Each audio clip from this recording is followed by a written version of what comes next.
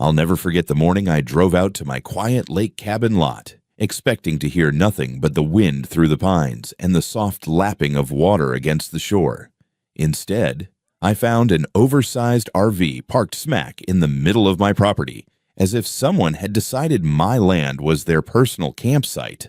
When I knocked on the door, a woman with a sharp glare and an attitude to match snapped, "This spot is free, and I'm not moving." That was the moment I realized I wasn't just dealing with any squatter, I was dealing with an HOA Karen, and she had no idea who she was up against. Let us know where you're watching from today, and if you're new here, don't forget to like this video and subscribe to join our growing community. I woke up early that morning, the kind of crisp, cool dawn that reminds a man why he loves life out by the lake. The air was sharp with the scent of pine, and the silence was broken only by the faint call of a loon drifting over the water. I'd owned my cabin lot for years, a simple, rugged piece of land with a small dock, a fire pit, and enough room to breathe. It wasn't fancy, but it was mine, bought with hard-earned money and countless hours of labor. That patch of earth was where I went to escape the world, to fish, chop wood, and just sit on the porch watching the sun fade behind the trees.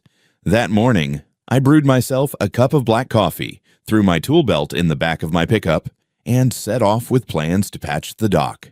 The old boards had taken a beating over winter, and I'd been meaning to fix them before the summer crowd arrived. The dirt road was quiet, just the way I liked it.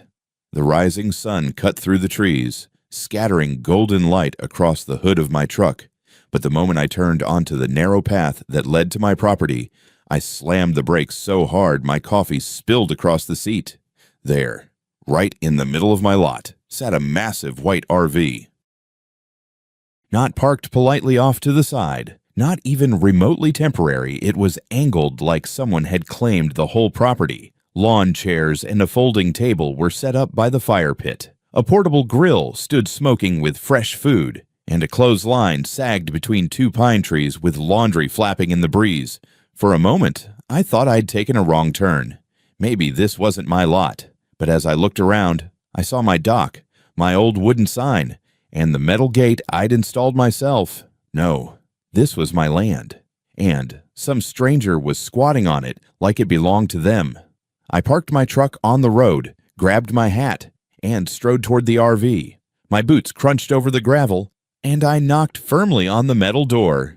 It swung open a few seconds later, and I came face to face with a woman who looked like she'd walked straight out of a suburban HOA nightmare. She was in her late 40s, with bleached blonde hair tied back into a messy bun, wearing oversized sunglasses even though we were in the shade. She clutched a plastic cup of iced coffee as if it were her badge of authority. Her lips curled into a half smirk.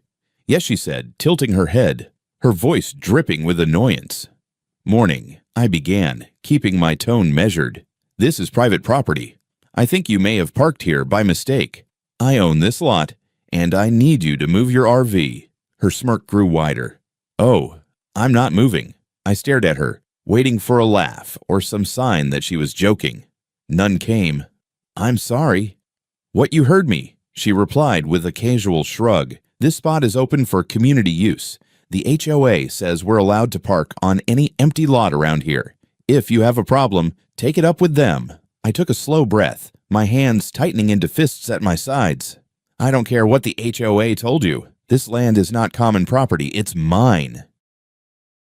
Paid for, titled, and surveyed. You're trespassing." She crossed her arms and leaned against the doorway. "Oh, so you're one of those types. Think you can hoard the best view of the lake and not share it with anyone. Not how it works around here. Cowboy. Maybe I should call the cops and let them decide." Her attitude made my blood boil. "Ma'am, I'm asking you nicely. Pack up your RV and leave before we have a real problem." She let out a mocking laugh. "Not happening. My husband and I are staying here for the weekend. HOA has my back. You, on the other hand, sound like someone who's about to get into legal trouble for harassing me." And with that, she slammed the RV door in my face. I stood there for a long moment, staring at that door, my pulse pounding like a drum. This wasn't just some confused tourist. This was a full-blown Karen, one of those people who believed rules only applied to everyone else. I walked back to my truck, my jaw clenched so tight it hurt. I could have called the sheriff right then and there, but I wanted to know why this HOA was meddling in what was clearly my property. I'd dealt with enough of their nonsense before, but this crossed the line.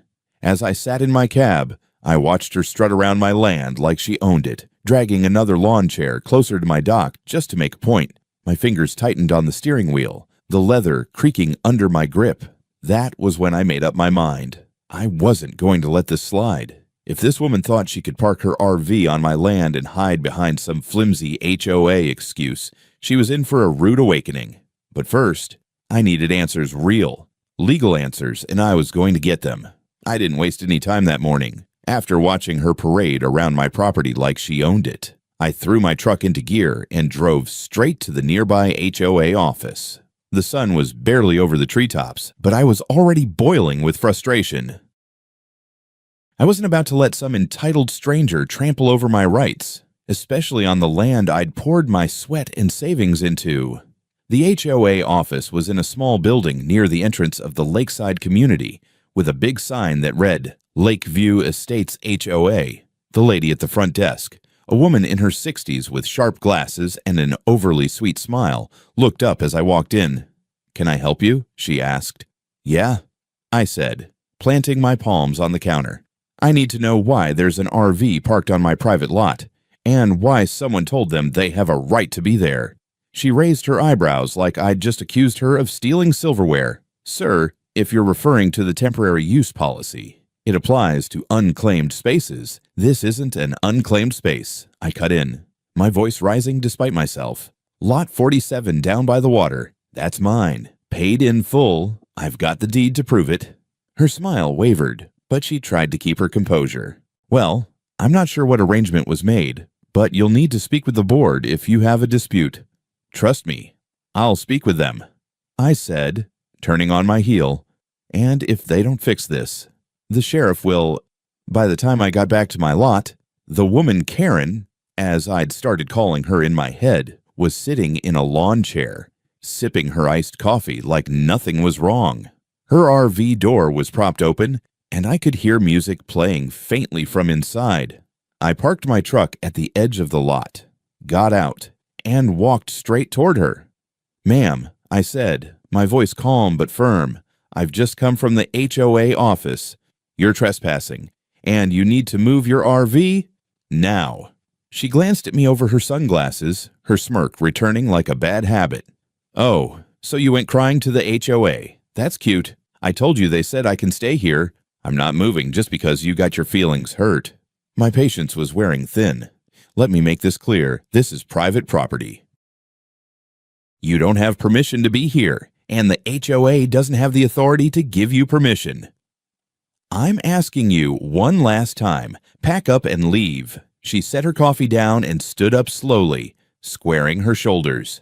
"Do you have any idea who you're talking to? I've lived in this community for 10 years. I've chaired HOA meetings. I know the rules better than you ever will. And as far as I'm concerned, this lot is empty and fair game. You want me gone? Call the cops. See how far you get." Her arrogance was unbelievable. I could feel my pulse pounding in my temples. "You're right," I said after a moment, my voice cold. "Maybe I will call the sheriff, and when I do, they'll be the ones towing that RV off my property." She laughed a sharp, mocking sound that made my blood boil. "Oh, I'd love to see that. Go ahead, cowboy. Let's see how tough you really are when the law shows up." I stepped back, took out my phone, and pretended to dial. That wiped the grin off her face for just a second, but she quickly crossed her arms and stood her ground. I stopped short of actually calling, though. I wanted to be smart about this, to handle it in a way that left no room for argument. "You know what I said," slipping the phone back in my pocket. "You've got until sundown to move that RV. After that, I'm calling a tow truck. And believe me, you don't want to see what happens when they haul your rig out of here." Her eyes narrowed behind those sunglasses. "You wouldn't dare." "Try me," I said, turning and walking back to my truck. As I drove away, I could feel her gaze burning into my back. This wasn't over. Not by a long shot. I knew she'd fight me every step of the way, and I wasn't about to let her win. That evening, I called a buddy of mine who worked at the county sheriff's office. I explained the situation, and he confirmed what I already knew: she had no legal right to be there. Trespassing on private property was a serious matter, and if she refused to move, I had every right to have the RV towed. The next day, I'd make my move. The next morning, I woke up before the sun had even broken over the horizon. Sleep hadn't come easy that night. I kept thinking about Karen's smug grin, the way she'd thrown the HOA's name around like a weapon. I wasn't just angry anymore, I was determined. If she thought the HOA was her shield, I was going to tear that shield down, piece by piece. I brewed my coffee, tossed my boots on, and headed straight for the HOA office again. This time, I wasn't interested in polite conversations. I wanted answers, and I wanted them fast. When I walked through that office door, the same woman from the day before looked up from her desk. She straightened her glasses and said, "Oh, it's you again. Did you manage to sort things out?" "No," I replied sharply. "And I'm done playing nice. I want to see the board president. Now." Her eyebrows shot up, but she picked up the phone and called someone in the back office. A few minutes later, a man in his late 50s walked out. He wore a cheap polo shirt tucked into khaki pants and had that kind of polished, fake smile I've come to associate with people who love their little bit of authority. "Good morning," he said, extending a hand I didn't bother to shake. "I'm Alan, president of the Lakeview Estates HOA.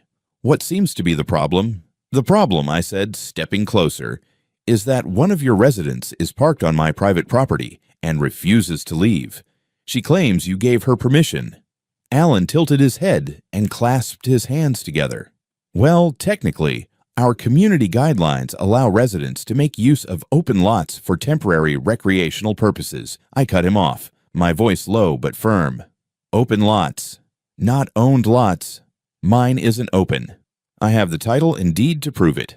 Your HOA doesn't own 1 inch of my land. So, unless you want to explain why you're enabling trespassing, you'd better get that RV out of there." His smile wavered.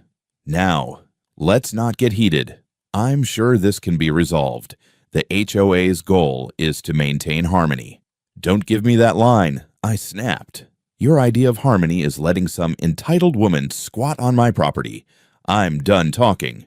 Either you tell her to move, or I'll handle this through the sheriff's office, and I guarantee you won't like the paperwork that follows." Alan's jaw tightened slightly, but he still tried to keep that fake calm tone.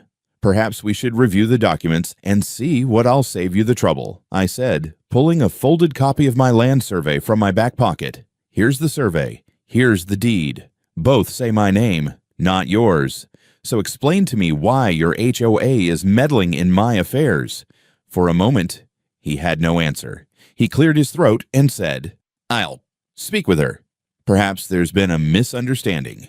When I got back to my lot, Karen was out by the dock, sunbathing like she was at a luxury resort. Her RV was still there, her grill was smoking, and her smugness was at full power. I parked my truck and got out, walking toward her with a look that must have told her I wasn't in the mood for games. "Morning, cowboy," she said, adjusting her sunglasses. Here to whine some more, I ignored the jab. "The HOA president is on his way.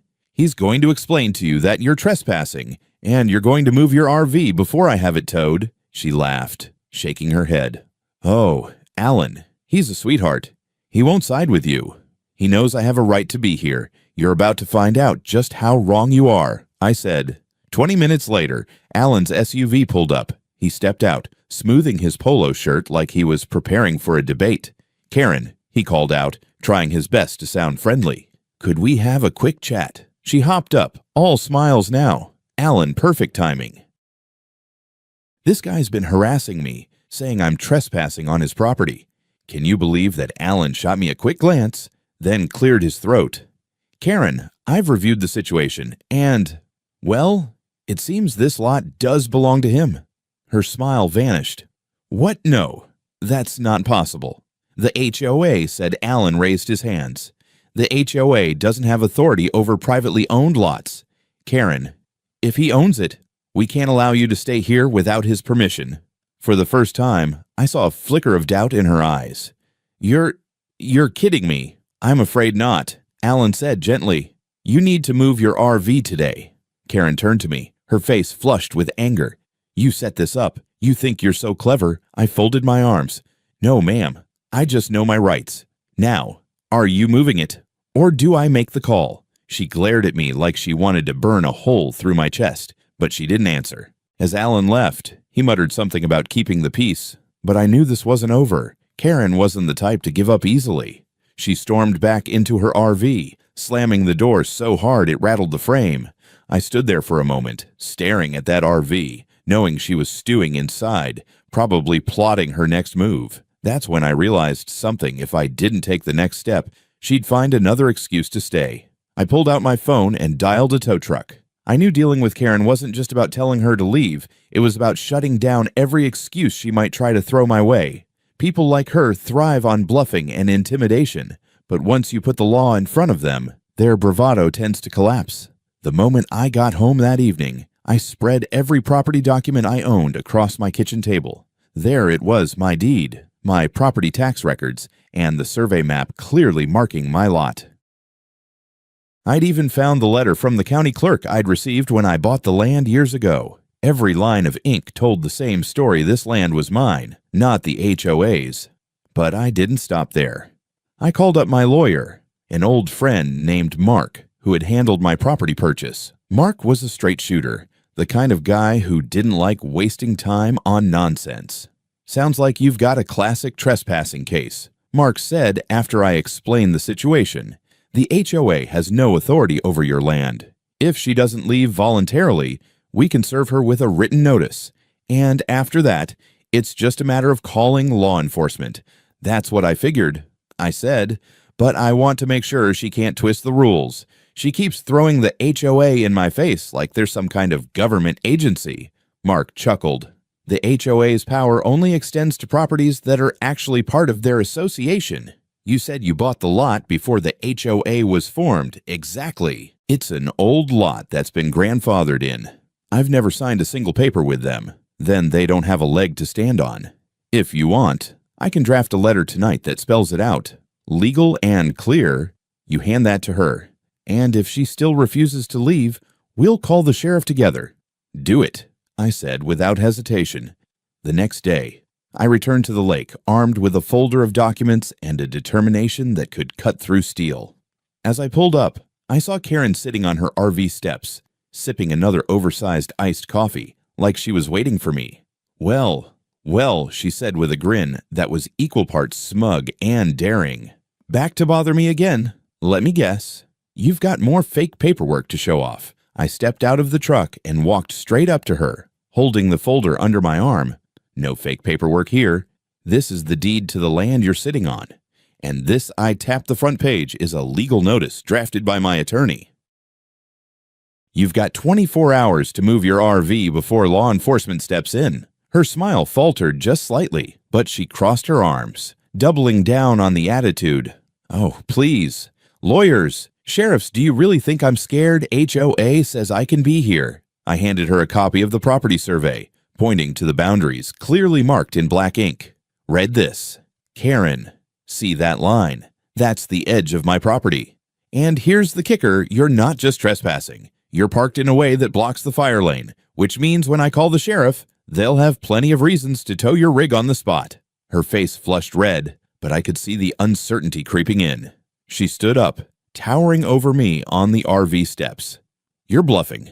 Try me," I said calmly. "You've got until tomorrow. If your RV is still here by sunset, it's getting hauled out by a tow truck, and you'll be paying every dime of the fine." I turned and walked back to my truck, but I wasn't done. I needed to make sure there wasn't a single crack in my case. So I drove straight to the county courthouse and spoke with the property clerk. "Your name's on the deed, sir." The clerk confirmed after looking up my records. "HOA has no authority over you or your property. If they've told anyone otherwise, they're overstepping their bounds. Would you be willing to write that in an official statement?" I asked. She smiled. "Absolutely. I'll have it printed for you in a few minutes." With that official statement in hand, I felt a new surge of confidence. Karen could scream, threaten, or call the HOA all she wanted, but the law was on my side. I even called the sheriff's office to give them a heads up. "Sounds like you've done your homework," the deputy on the line said. "If she's still there after your notice, give us a call, and we'll send someone out." That evening, I returned to my property one more time. Karen's RV was still there, but she wasn't lounging in a chair this time. She stood by the grill with her arms crossed, watching me like a hawk as I got out of my truck. "Didn't I tell you?" I said, holding up the courthouse document for her to see. "This is an official statement from the county. You have no claim here. Last warning, move the RV." She didn't answer, just glared at me with a look that could curdle milk. I could almost hear the gears turning in her head. I got back in my truck, knowing full well she wouldn't move willingly. And that was fine by me, because tomorrow I'd be bringing the tow truck, and I'd make sure she learned that I wasn't bluffing. By the time the sun rose the next morning, I'd already made up my mind Karen's RV was leaving my property whether she liked it or not. I wasn't the type to pick fights, but I wasn't about to let someone like her push me around. I had spent years paying for that land, maintaining it, and protecting it from trespassers. I wasn't going to let a woman with a bad attitude and an oversized coffee cup claim it as her personal vacation spot. The first call I made that morning was to my buddy Hank. He ran one of the best tow services in the county, the kind of guy who could haul a bus out of a swamp if you gave him enough rope and a strong enough winch. Hank had been hearing bits of my story since yesterday, and when I told him the RV was still there, he chuckled. "Sounds like you've got yourself one of those HOA queens," he said. "Don't worry, I'll bring the big rig. She won't have a choice once I'm done." I appreciate it. I told him, "Let's make sure we do it by the book. The sheriff's on standby if things get heated." I drove out to the property ahead of Hank to take one last look at the situation. As soon as I pulled up, Karen came storming out of the RV like she'd been waiting for me. Her face was red, and her sunglasses were perched on top of her head now. "So you're really doing this," she shouted, stomping toward me. "You think you can just have me thrown off this lot like I'm some kind of criminal, ma'am?" I said calmly, stepping out of my truck. "You've been given every chance to move your RV on your own. I gave you warnings. I brought proof. And I even involved the HOA president. You've left me no choice. You're going to regret this," she hissed. "My husband knows people. The HOA will. The HOA has no say here." I cut in firmly. "And your husband can talk to me after this RV is gone. Until then, you'd better step aside." She glared at me, crossing her arms so tightly it looked like she might crack her own ribs. "You wouldn't dare." That was when Hank's tow truck rounded the bend, the sound of its heavy engine rolling down the dirt road like thunder. Karen's mouth fell open slightly as the massive flatbed truck pulled up behind her RV. Hank hopped out, wiping his hands on his coveralls and giving me a nod. "Morning," he said. "This the one?" "This is it," I replied. "She's been warned." Karen's jaw tightened. "You can't touch my RV. This is illegal. I'll sue you and your little towing company." Hank just raised an eyebrow. "Ma'am, the sheriff's department signed off on this. I've got paperwork to tow this vehicle for trespassing. You don't have a leg to stand on." Before Hank even hooked up the winch, Karen ran back inside the RV. I could hear drawers slamming and muffled shouting, probably calling her husband, or maybe just having a meltdown. I gave her a few minutes before I knocked on the door. "Karen," I said, my tone firm but calm. "This is happening. You can either move the RV yourself, or Hank will tow it, and you'll pay for every penny of it, plus the fine. What's it going to be?" The door cracked open just enough for her to glare at me. "You're going to regret this," she muttered, her voice trembling with anger. "I'll make sure you regret it." "Move it yourself, or we'll do it for you," I repeated. When she didn't answer, Hank just shrugged and got to work. He backed the truck up, lowered the ramp, and started securing chains to the RV's frame. Karen burst out the door, waving her arms like she was trying to stop a moving train. "You can't do this," she screamed. "This is harassment. This is trespassing," Hank said calmly as he tightened the winch. "You're lucky we're not hauling you along with it." As the RV was pulled onto the flatbed, Karen stood there, furious and speechless. She looked at me like she wanted to curse me into the ground, but all I did was fold my arms and watch. This is what happens when you don't listen. I told her, "Next time, don't park on someone else's property without asking." She huffed, grabbed a duffel bag from the RV, and stomped down the driveway toward the road, muttering under her breath. Hank secured the RV, gave me a grin, and said, "Well, that's that." But I knew this wasn't the end. People like Karen didn't just walk away.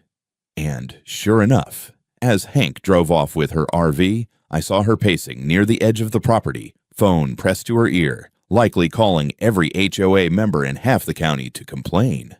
Fine by me. She could call whoever she wanted. The law was on my side, and I was just getting started. By the time the sun set that evening, I thought I'd seen the last of Karen's antics. Hank had hauled her RV out like a stubborn bull, and I figured she'd lick her wounds and stay gone. But I underestimated how far someone like her would go to feel like she had the upper hand. The next morning, I returned to my lot to check on things and maybe do a little work on the dock. What I found instead was a circus. Karen was back this time without her RV, but with a small group of HOA board members and a man I assumed was her husband, a tall, skinny guy with an equally sour face. They were standing near the fire pit, talking loudly as if they owned the place. When I pulled up, Karen spun around and pointed at me like I was the villain in her story. "There he is. That's the guy who had my RV stolen." "Stolen," I said, stepping out of my truck. "Lady, your RV was towed because it was trespassing on my land. You're lucky I didn't have you arrested." Her husband stepped forward, his chest puffed out. "You think you can just push people around? We pay HOA fees to keep this community nice, and you're out here acting like a dictator." I gave him a hard stare. "I don't pay HOA fees because I don't belong to your HOA. This land is mine, not yours, not the board's, and certainly not hers. I have every legal right to protect it." Alan, the HOA president, looked like he wanted to be anywhere but there. "Now, everyone, let's stay calm. We're just trying to find a peaceful solution." Peaceful, Karen barked. "This man humiliated me. He had my RV dragged away like I'm some kind of criminal. I want it brought back, and I want him fined." I couldn't help but laugh, though there was no humor in it. "You trespassed on my property, ignored my warnings, and now you want me fined. You've got some nerve." As the shouting escalated, a sheriff's cruiser rolled down the dirt road. I'd called them earlier, anticipating this very stunt. Deputy Miller stepped out, a broad-shouldered man in his 40s with the kind of calm presence that quieted a room. "What's going on here?" he asked, surveying the group. Karen wasted no time. "Officer, this man had my RV stolen, and now he's threatening us." Miller glanced at me, and I handed him the documents I'd brought: deed, survey, and the official notice from the county. She parked her RV on my private property without permission. I gave her 24 hours to move it. And when she didn't, I had it towed. "Everything's legal." Miller scanned the papers and nodded. "He's in the right, ma'am." "You were trespassing. The tow was lawful." Karen's face turned beet red. "This is outrageous. Don't you know who I am? I'm on the HOA board that doesn't give you the right to take over someone's land." Miller said firmly, "If you don't step off this property right now, I'll have no choice but to issue a trespassing citation." For a moment, Karen looked like she might explode. Her husband muttered something about unfair treatment, but I barely heard him over the pounding of my own heart. This was the showdown I'd been waiting for, a public reckoning of who was right and who was wrong. "Let me be crystal clear," I said, stepping forward. "This land is mine. I don't answer to your HOA, your rules, or your attitude. If you or anyone else sets foot here again without permission, I'll have the sheriff handle it every single time. Are we clear?" Karen glared at me, her hands trembling with fury, but she said nothing. Not a word. "Good," I added. "Now, I suggest you go find where Hank parked your RV, because you're not welcome here anymore." The HOA board members shuffled uncomfortably. Alan mumbled something about misunderstandings and moving forward, but I could see he was just trying to save face. Karen shot me one last hateful look before storming off toward her husband's truck. Deputy Miller gave me a nod. You did the right thing. People like that. Sometimes they need a hard line drawn. Appreciate you coming out, I said. No problem, he replied. Call me if they try this again. As the dust settled, I stood on my dock, watching the sunlight ripple across the lake. For the first time in days, I felt the tension in my chest start to ease. Karen had been put in her place, and the HOA had seen firsthand that I wasn't going to roll over for anyone. But deep down, I knew this wasn't just about an RV anymore. It was about standing my ground literally and making sure people like Karen learned there were consequences for trying to bully their way through life. And this showdown, it was only the beginning. Because I wasn't done yet. After the showdown with Karen and the HOA board, I knew I couldn't just let things slide. People like her don't learn unless there's real accountability. If I left this unchecked, I'd be dealing with another stunt within weeks, maybe worse next time. That same afternoon, I called my lawyer, Mark, and laid out everything that had happened. From the moment I found the RV on my lot to the moment the sheriff confirmed I was in the right. Mark listened without interrupting, his voice calm and steady. Sounds like you've got enough evidence to take this further, he said. We can file for damages, including the towing costs, and request an official restraining order to keep both her and the HOA from touching your property again. I'll also send them a cease and desist letter to make things crystal clear. That's exactly what I want. I replied, I don't just want this to end. I want them to think twice before pulling anything like this on anyone else. Over the next few days, Mark drafted a legal notice and sent copies to both Karen and the HOA board. It spelled out, in no uncertain terms, that any further interference with my property would result in immediate legal action. He also included an invoice for the towing fee, something I had no intention of paying myself. A week later, I received a call from Alan, the HOA president. His voice was tight, like he was trying to sound reasonable but couldn't quite swallow his pride. Look, he said, Karen's. Well, she's not exactly happy with how things went down. She's talking about suing. I laughed. She's welcome to try. I've got the law on my side. Alan, and you know it. There was a pause. We don't want this to escalate, he said carefully. The board has reviewed the documents, and it seems we may have overstepped. We'll cover the towing fee and issue a statement to clarify that your property isn't part of our community lot policy. Good, I said. That's a start. But I still want a written apology from your board for enabling this nonsense. And Karen, she'd better keep her distance, or the next time I won't settle for just a tow truck. Alan sighed. I'll see what I can do. 2 days later, I received a formal letter on HOA letterhead, signed by Alan and 2 other board members. They admitted their mistake, apologized for the misunderstanding, and confirmed that my lot was entirely outside their jurisdiction. It wasn't much, but it was enough to put the matter to rest legally. Karen, however, wasn't so easily silenced. A neighbor of mine, Jake, stopped by one evening with a grin. You won't believe what I just heard, he said. Karen's been telling anyone who'll listen that you bullied her and that the HOA caved because you're some big-shot lawyer or something. I chuckled. Let her talk. As long as she stays off my property, she can say whatever she wants. But I wasn't entirely done with her. Mark suggested filing a small claims case for damages related to the trespassing and harassment, mostly as a way to send a message. I agreed. When the court date rolled around, Karen showed up with that same arrogant posture, sunglasses perched on her head, even inside the courtroom. She didn't have a lawyer, just a stack of papers she clearly didn't understand. The judge listened patiently as she tried to argue that the HOA had given her permission. Mark calmly laid out the deed, the survey, the sheriff's report, and the towing documents. Within 10 minutes, the judge ruled in my favor. Karen was ordered to pay the towing fee plus a small fine for trespassing. The look on her face was priceless, pure shock mixed with indignation. This isn't fair, she blurted, but the judge had already moved on to the next case. As we walked out of the courthouse, Mark patted me on the back. That's how you handle people like her. Legally, firmly, and with no room for argument. Thanks, Mark. I said, I couldn't have done this without you." That evening, I stood on my dock, the cool breeze off the lake carrying the smell of pine and water. For the first time in weeks, I felt real peace. Karen was legally bound to stay away. The HOA had been put in its place, and I knew I'd done more than just protect my land. I'd set a precedent.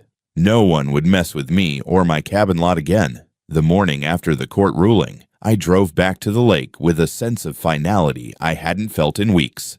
For the first time in what felt like forever, I wasn't bracing myself for a fight.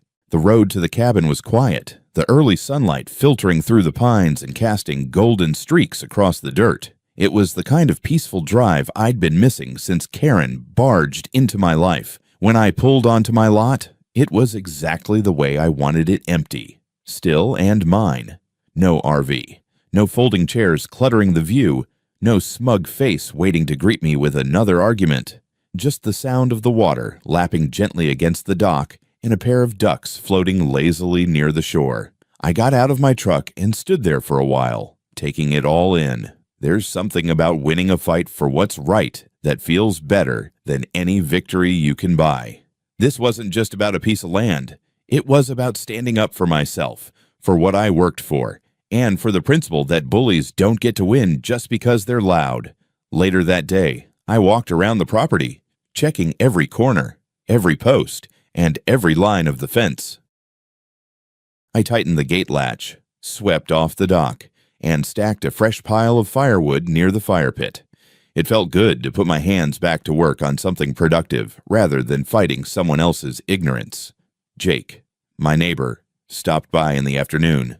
He leaned against his old pickup with a grin, watching me repair a loose dockboard. "Looks like things are quiet again," he said. "They'd better stay that way," I replied, wiping sweat from my brow. Jake chuckled. "Karen's been real quiet since court. Heard she's not too happy about having to pay up." "Good," I said with a shrug. "Maybe she learned something."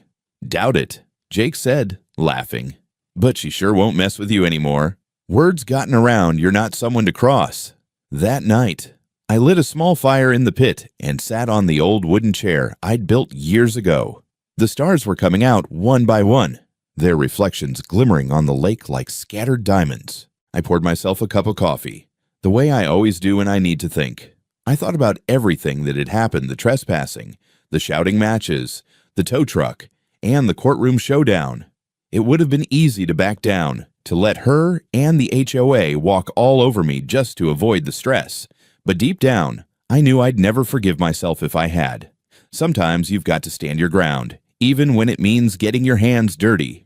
A few days later, I received a final check in the mail payment from Karen for the towing cost and the court fine. I laughed out loud when I saw it, not because of the money, but because it felt like the perfect punctuation mark on the whole ordeal. I didn't cash it right away. I left it on my counter for a couple of days, just to remind myself that no matter how much someone tries to push you around, the truth in the law has a way of leveling things out.